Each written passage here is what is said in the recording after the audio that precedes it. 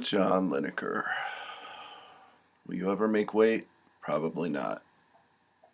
I'm Stevie J. These are the UFC 169 weigh-ins, and they are all to a quarter or half pound because that's the New Jersey Athletic Commission for you. So here we go. Here are the weigh-ins for UFC 169, headlined by Renan Barão versus Uriah Faber.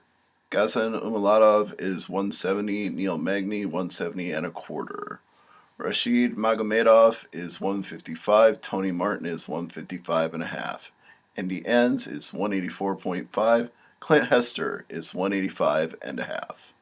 For Fox Sports 1, Kevin Lee is 155 and a half, Ali Akinta 155, Tom Watson 185 and a half, Nick Catone 185 and a half, Danny Martinez 125 and a half, Chris Carriasso 125, Alan Patrick 155 and a half, John Makdessi 155.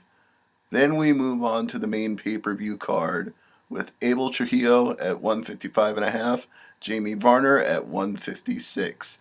Ali Bagatinov was 126. Lineker had a sauna suit under his warm-up and still couldn't make weight with a towel around his waist. 127. He has 1 hour to cut 1 pound, but considering he was already in a sauna suit, I don't think he's going to get there. The heavyweights don't have any problem making weight. Alistair Overeem is 257. Frank Mir is 256 and a half.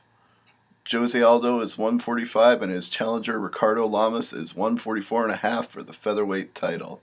And in our main event of UFC 169, Renan Barão is 135, and the challenger Uriah Faber is 134 and a half.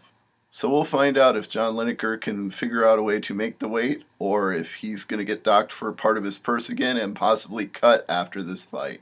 Either that or forced to move up to bantamweight, because he can't keep doing this at flyweight anymore. It's just unacceptable. I'm Stevie J.